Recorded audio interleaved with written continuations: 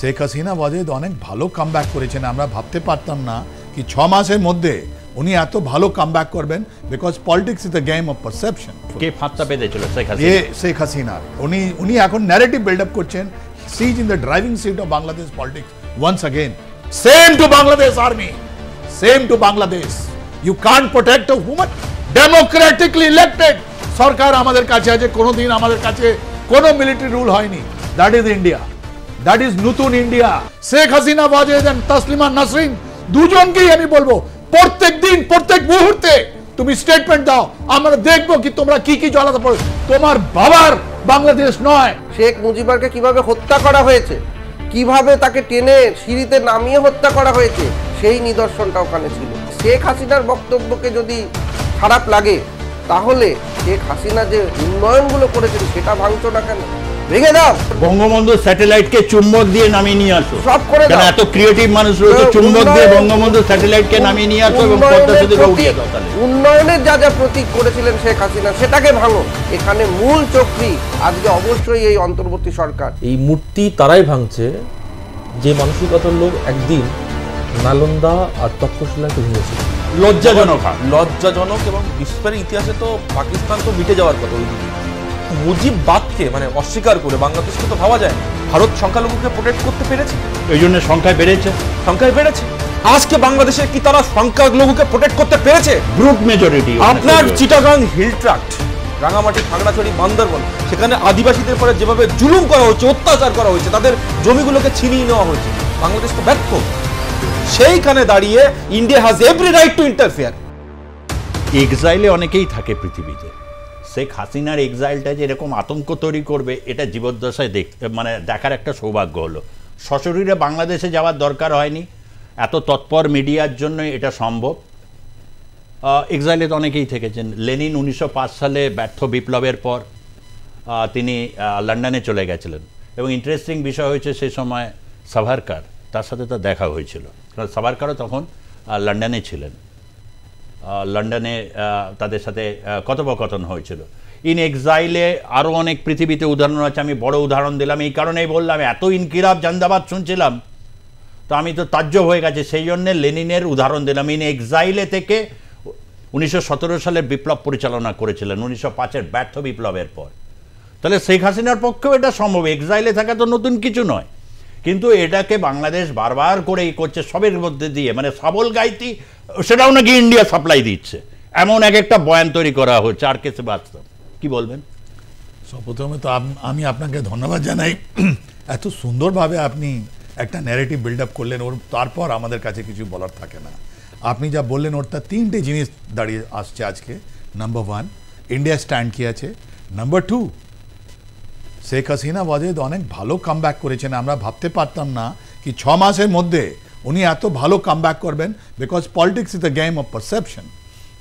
আপনি ঠিকই বলছেন, আজকে ইন্টারিম গভর্নমেন্ট যেটা আছে, ওনার সাজানোর যেটা ফাঁদ আছে তার মধ্যে উনি পা ফেলে দিয়েছেন। Right, Mohammad Yunus entire government wonderful. কে ফাঁদটা পেতেছিল? শেখ হাসিনার। উনি এখন ন্যারেটিভ বিল্ড আপ করছেন। She's in the driving seat of Bangladesh politics once again. উনি একটা সেন্টার স্টেজে আবার এসছেন। আর তৃতীয়, এটা খুব গভীর যে আপনি মহিলাদের উপরে অত্যাচারটা দেখালেন। Same to Bangladesh army, same to Bangladesh. You can't protect a human.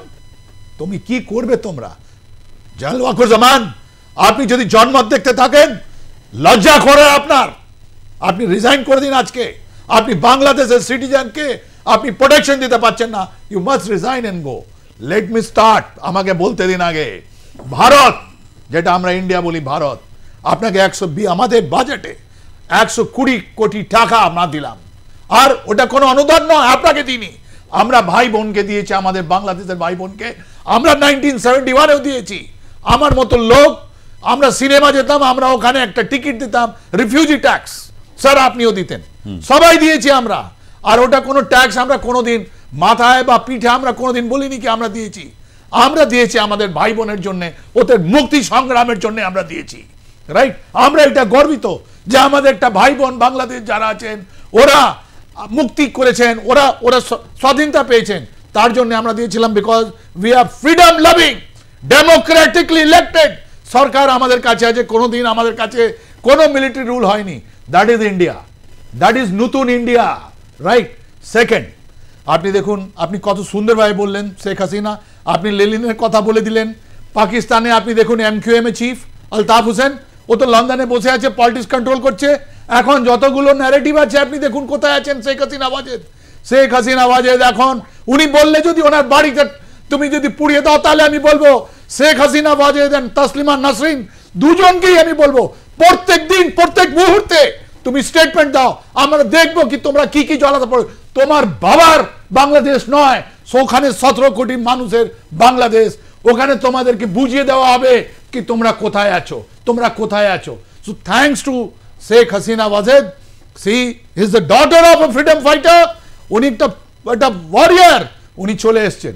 কিন্তু আপনি তো বললেন নফা নুকসান কার আছে, এই ঘটনার নফা নুকসান কার আছে, এটা আপনি আমি আপনার কাছে পরে আসবো। কার লাভ আর কার ক্ষতি, এই যেরকম একটা ঘটনা উনি বলছেন it's a big come back, এটা মিস্টার আর কে শ্রীবাস্তবের কথায় 6 মাস পরে শেখ হাসিনা ইন এক্সাইলে থেকে তিনি যেভাবে এটা মানে বক্তব্য রাখলেন এবং যে পরিণতি তিনি ভোগ মানে হলো, তাতে কি তার লাভ হলো না এই মুহূর্তে সমন্বয়করা লাভের অঙ্কে তারা এগিয়ে রইল? দেখুন, প্রথমে বলি বাংলাদেশ একটা স্বাধীন জাতিরাষ্ট্র, তো স্বাধীন জাতিরাষ্ট্রে বাংলাদেশকে যদি আমি দেখি তাহলে বাংলাদেশ অশান্ত হলে সবথেকে ক্ষতি হচ্ছে ভারতবর্ষের, পরিষ্কার কথা। তার কারণ হচ্ছে বাংলাদেশের ভেতরে কার লাভ ক্ষতি হলো সেটা তো পরের, আগে আমি ভারতীয় হিসাবে আমি এটা দেখব যে ভারতবর্ষের পার্শ্ববর্তী অঙ্গ মানে একটা জায়গা তো বাংলাদেশ অশান্ত হলে যারা ভারতবর্ষকে বিশ্বে বা আঞ্চলিকভাবে কোণঠাসা করতে চায়, যেসব শক্তি পাকিস্তান, চীন, তারা লাভবান হবে এবং ভারতকে সবসময় এই দিকে দৃষ্টি যাতে থাকে অশান্ত বাংলাদেশের দিকে, সেই থেকে যাতে ভারত মানে সব থেকে খারাপ জায়গায় থাকে, এইটা হচ্ছে চেষ্টা। এবারে আসি বাংলাদেশের ভেতরের কথায়। প্রথমেই আমি আপনার সঙ্গে একমত, আর কে শ্রীবাস্তবজির সঙ্গেও একমত যে অসম্ভব একটা খারাপ নিদর্শন আজকে আমরা দেখলাম 32-এর ধানমন্ডিতে। আমি নিজে দুবার গেছি এবং সেখানে যে স্মৃতিচারণার খাতা, সেই খাতাতেও আমি স্বাক্ষর করে আমার মনোভাব ওখানে লিখেছি, প্রত্যেককে লিখতে হয় যারা ভিজিটার যায়। এবং সে যেখানে ওটা পরিবেশ ছিল, সেই পরিবেশটা কি আসলে ওখানে সংরক্ষিত ছিল, ওখানে শুধু শেখ মুজিবরকে কিভাবে হত্যা করা হয়েছে, কিভাবে তাকে টেনে সিঁড়িতে নামিয়ে হত্যা করা হয়েছে, সেই নিদর্শনটা ওখানে ছিল। আসলে শেখ মুজিবরকে যারা হত্যা করেছে সেই চিহ্নটাও, এভিডেন্সটুকুনিও আর সংরক্ষিত যাতে না থাকে, সেটা হচ্ছে এই ঘটনার মূল জায়গা। আজকে শুধু আজকে যে শেখ হাসিনা, ওখানে আমি কথা বললাম বাংলাদেশে আমার যারা যোগাযোগ রয়েছে যাদের সাথে, তারা বলার চেষ্টা করছে যে শেখ হাসিনার যে বক্তব্য, সেই বক্তব্যের রোষ তৈরি হয়েছে। তাও আমি বললাম যে শেখ হাসিনার বক্তব্যকে যদি খারাপ লাগে, তাহলে শেখ হাসিনা যে উন্নয়নগুলো করেছেন সেটা ভাঙছো না কেন? ভেঙে দাও, যত মেট্রো রেল আছে ভেঙে দাও, যে পদ্মা সেতু যেটা হলো এত সুন্দর যোগাযোগের জন্য, বঙ্গবন্ধু স্যাটেলাইটকে চুম্বক দিয়ে নামিয়ে নিয়ে আসো, সব করে দাও। এত ক্রিয়েটিভ মানুষ রয়েছে, চুম্বক দিয়ে বঙ্গবন্ধু স্যাটেলাইটকে নামিয়ে নিয়ে আসো এবং পদ্মা সেতুকে উড়িয়ে দাও। তাহলে উন্নয়নের যা যা প্রতীক করেছিলেন শেখ হাসিনা, সেটাকে ভাঙো, সেটাকে ভাঙছো না কেন? তাহলে শেখ হাসিনা যেগুলো ভালো কাজ করেছে অগ্রগতির দিকে, সেটাকে তোমরা রেখে দেবে, আর যেগুলো হচ্ছে গিয়ে স্মৃতি, যেগুলো দেখাচ্ছে বাংলাদেশ কি রক্তাক্ত ইতিহাস থেকে বাংলাদেশ গড়ে উঠেছে, সেটা ভেঙে দেয়া হচ্ছে। এখানে মূল চক্রী আজকে অবশ্যই এই অন্তর্বর্তী সরকার, এবং এই অন্তর্বর্তী সরকার এইগুলো করাচ্ছে কেন? তার কারণ কোনো ডিস্টেবিলাইজিং পরিস্থিতিতে ইলেকশন হয় না। এই যত বাংলাদেশের ভেতরটা অশান্ত হবে, তত বলবে আগে শান্তি স্থাপন হোক, তারপরে আমরা ইলেকশনের দিকে যাব। ফলে এগুলো আসলে ইলেকশনকে পেছানোর একটা পরিকল্পনা, একটা চক্রান্ত। প্রত্যেক দিন দেখবেন আপনারা এরকম ভাঙচুর, এই অশান্ত পরিবেশ। এই কদিন আগে দেখলেন বিশ্ববিদ্যালয়ে ছাত্রদের গণরোষ, আজকে ধানমন্ডির বাড়িতে হামলা এবং শেখ হাসিনার অন্যান্য নেতৃত্বের বাড়িতে হামলা। ফলে এইগুলো থেকে আসলে বৃহত্তর পরিস্থিতিতে ভারতবর্ষের লোকসান, কারণ ভারতবর্ষকে সজাগ থাকতে হবে এদিক থেকে কোনো কাণ্ড না হয়। আর বাংলাদেশের ভেতরে সব থেকে লোকসান হচ্ছে বাংলাদেশের সাধারণ নাগরিকদের, যাদের হচ্ছে গিয়ে রাজনীতির করে খেতে হয় না, তাদেরকে খেতে হয় দিন মজুর বা যারা হচ্ছে গিয়ে রোজগার করে খায়। এই মূল্যবৃদ্ধির যোগে যাদের অসুবিধা, তারা হচ্ছে সব থেকে লোকসান হচ্ছে।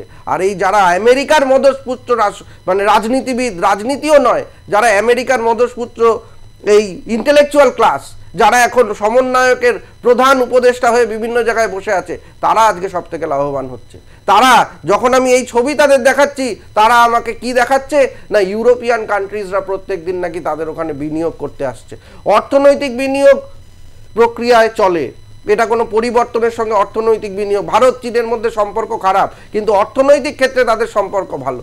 ফলে এই জায়গাটা বুঝতে হবে যে অর্থনীতি থেকে বিনিয়োগ আসছে, তা নিয়ে আমি এই ছবি অস্বীকার করতে পারি না। ফলে অর্থনৈতিক বিনিয়োগ যদি আসতেও থাকে ইউরোপিয়ান কান্ট্রিজের থেকে বাংলাদেশে, সেটা চলমান একটা প্রক্রিয়া, সেটা ইউনিট সরকার আছে বলে আসছে এমনটা নয়। ফলে এই জায়গায় তার মানে আপনি বলছেন এটা খুব ভাবনা চিন্তা করে অ্যানাদার হচ্ছে ডিজাইন, যেখানে আর কি নির্বাচনটাকে যাতে পিছিয়ে দেওয়া যায়, অর্থাৎ সেই মুহূর্তে তাহলে সেই হিসাবে দেখতে গেলে সমন্বয়করা এই মুহূর্তে লাভবান করে। সমন্বয়করা হচ্ছে ডক্টর ইউনূসের, ইউনূস আবার ভালো পদ্ধতি নিয়েছেন ডক্টর ইউনূস, সেলাম জানাতে হয়। এমনিতে আমি তার বিভিন্ন কারণে গুণমুগ্ধ, জ্যোতি, গুণের অনেক রকম ব্যাপার থাকে, মানে কিছুকে তুমি বলছিলেন না যে ধরুন একজন সুইন্ডলার বা ফ্রডস্টার, তারও কিন্তু অ্যাকশনসটা অনেক ক্ষেত্রে ভালো লাগে। শেখ হাসিনা দাবি করেছেন যে এবার তিনি স্পষ্ট বলছেন যে ৭৫ সালে মারতে চেয়েছিল ডালিমের নেতৃত্বে, মেজর ডালিম, সেই মেজর ডালিমকে কিছুদিন আগে রিইনস্টল করা হয়েছে। যার আর কি সাক্ষাৎকার যিনি নিয়েছিলেন তিনিও এই কাণ্ডের এক প্রধান কুশীলব, মাস্টার মাইন্ড।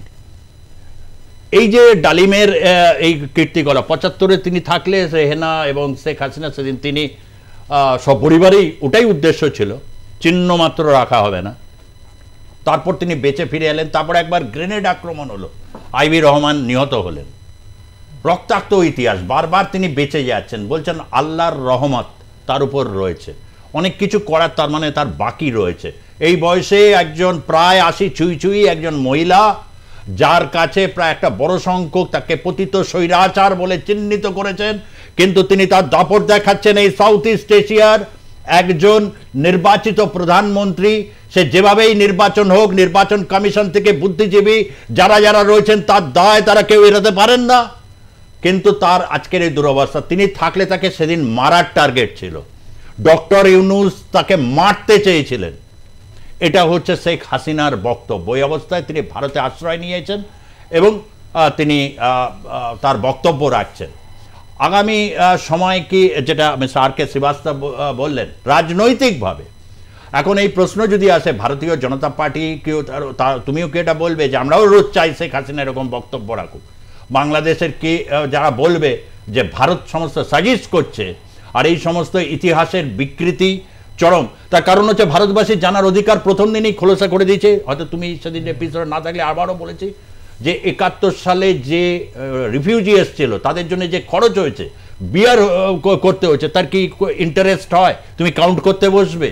বা প্রতি মুহূর্তে এই বাজেটেও তার মানে যে টাকা অ্যালট করা হয়েছে, তারপরে বলা হয়েছে যে ভারত কেন এই বিষয়ে নাক গলাচ্ছে বা লেজ নাড়াচ্ছে, এই সমস্ত বয়ান দিচ্ছে, কি বলবে? দেখুন, এটা বলার তো কিছু নেই। তার কারণ হচ্ছে এই মূর্তি তারাই ভাঙছে যে মানসিকতার লোক একদিন নালন্দা আর তক্ষশিলাকে ভেঙেছিল, পুড়িয়েছিল। এবার এই ধরনের মানসিকতার লোককে সুজিতদা আপনি যদি দুধকলা দিয়ে পোষেন তো কাল সাপ তো আপনাকে সবল মারবেই। সেটা আজকে হয়েছে। এটা আমি কেন বললাম, তার কারণ হচ্ছে আপনি ফিরে যান ১৯৭১ সালের পর, যখন ইয়াহিয়া খান তৎকালীন সেনাপ্রধান, মানে এই হারের পরে, মানে ইন্ডিয়ার কাছে হারের পরে লজ্জাজনক এবং বিশ্বের ইতিহাসে তো পাকিস্তান তো মিটে যাওয়ার কথা ওই দিনই বেসিক্যালি। তো যাই হোক, তারপরে যখন ভুট্টো আসলো, ভুট্টো একটা কমিশন গঠন করেছিল, সেই কমিশনের নাম হচ্ছে হামিদুর রহমান কমিশন, আপনি জানেন।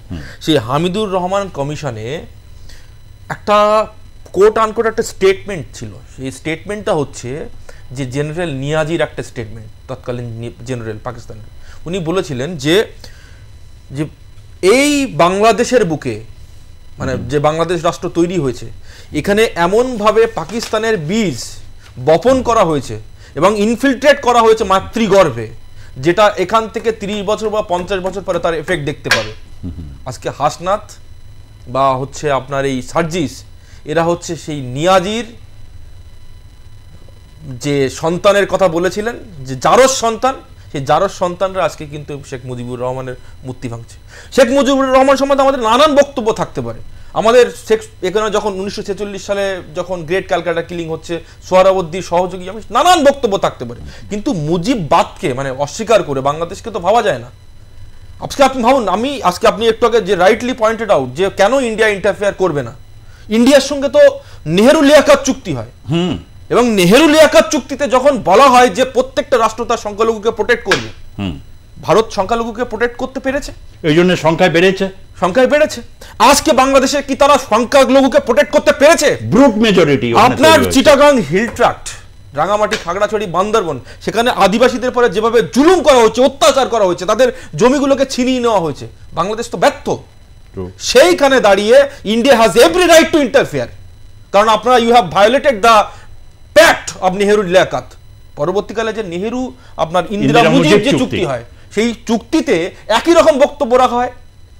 আপনার কি দেখলাম, আপনার 1975 সালে বিসমিল্লাহির রহমানির রহিম করলেন, তার পরবর্তীকালে স্বৈরা শাসক ইরশাদ আসার পরে সেখানে রাষ্ট্রধর্ম ইসলাম করলেন, করার পরে আপনারা 2001 সালে যেভাবে হিন্দু নিধন যজ্ঞ চালালেন, 2009 সালে যেভাবে হিন্দু নিধন যজ্ঞ চালালেন, প্রত্যেকটা নির্বাচনের পরে সংখ্যালঘুদেরকে বেছে নেওয়া হয়, যে কারণের জন্য আজকে বাংলাদেশে 22% থেকে 6%। আপনি ঢাকা ইউনিভার্সিটির প্রফেসর আব্দুল বরকাত তিনি বলছেন অদূর ভবিষ্যতে বাংলাদেশ হিন্দু শূন্য হবে। কারা হিন্দু শূন্য হবে? কে, কোন হিন্দু? আমি এই যখন এই প্রশ্নটা আসলে আমি খুব গুরুত্বপূর্ণ প্রশ্ন, এটার একটা খোলসা হওয়া প্রয়োজন। যদি হিন্দু শূন্য বা ব্রুট মেজরিটিকে অ্যাবসলিউট 100% তাহলে কি সেই হিন্দুদের কি ভারত গ্রহণ করবে? না, ভারত তো সব ক্ষেত্রে গ্রহণ করেছে। ভারত তো এই জন্যই তো সিএএ এনেছে। আমি এরপরে দেখবেন, এরপরে মানে আমরা যখন 2000 সিএ যখন আনতে পেরেছি, এত মানে আপনার মানে অপোজিশন সত্ত্বেও থানা জ্বালিয়ে দেওয়া হয়েছে, হাইওয়ে ব্লক করা হয়েছে, একটা ন্যারেটিভ ক্রিয়েট করা হয়েছে ইন্ডিয়ার বিরুদ্ধে, তা সত্ত্বেও তো আমরা সিএ এনেছি। কাদের জন্যে? তাদের জন্যে তারা হচ্ছে এই ভারতবর্ষের জন্য ভোট করেছিল 1946 সালের প্রভিন্সিয়াল ইলেকশনে। প্রীতিলতা ওয়াদ্দেদার মাস্টারদা সূর্য সেনের বংশধর যারা ওখানে নিপীড়িত, অত্যাচারিত হচ্ছে, যারা কিনা ভারতবর্ষের জন্য ভোট দিয়েছিল, তারা আজকে রেড ক্লিপ লাইনের মাধ্যমে তাদেরকে আমরা বলেছি তোমরা পাকিস্তানি হও, তোমরা বাংলাদেশি হও, সেখানে তাদেরকে প্রোটেক্ট করার দায়িত্ব কিন্তু ভারতবর্ষের, যে কারণের জন্য সিএ আনা। এটাতে তো বিতর্ক বাড়বে, বিজেপি বা সরকার যদি এই স্ট্যান্ড পয়েন্ট নেয়। যদিও সিএ প্রশ্ন নিয়ে বিতর্ক হয়েছিল, তখন কি বিজেপি এই অনরবস্থান নেবে? বিতর্কের নেই, বিতর্কের কোনো কিছু নেই। আমি আপনাকে ডাইরেক্টলি বলছি, শুনুন, আমাদের স্ট্যান্ড পুরোপুরি ক্লিয়ার। স্ট্যান্ডটা হচ্ছে যে তুমি প্রোটেক্ট করতে বাধ্য হয়েছো একটা রাষ্ট্র হিসেবে, নেহেরু লিয়াকাত চুক্তি ভায়োলেট করেছো। যদি পূর্ব জার্মানি এবং পশ্চিম জার্মানি যদি দেয়ালটাকে ভেঙে দেওয়া যায়, সম্ভব হয়েছে পৃথিবীর বুকে, যদি 2500 বছর পরে যদি ইহুদিরা জেরুজালেম রাষ্ট্র রিক্লেম করতে পারে, তাহলে সবকিছুই রেড ক্লিপ লাইনকেও কিন্তু আমরা ভেঙে দিতে পারি। সে ক্ষমতা কিন্তু ভারতবর্ষের আছে।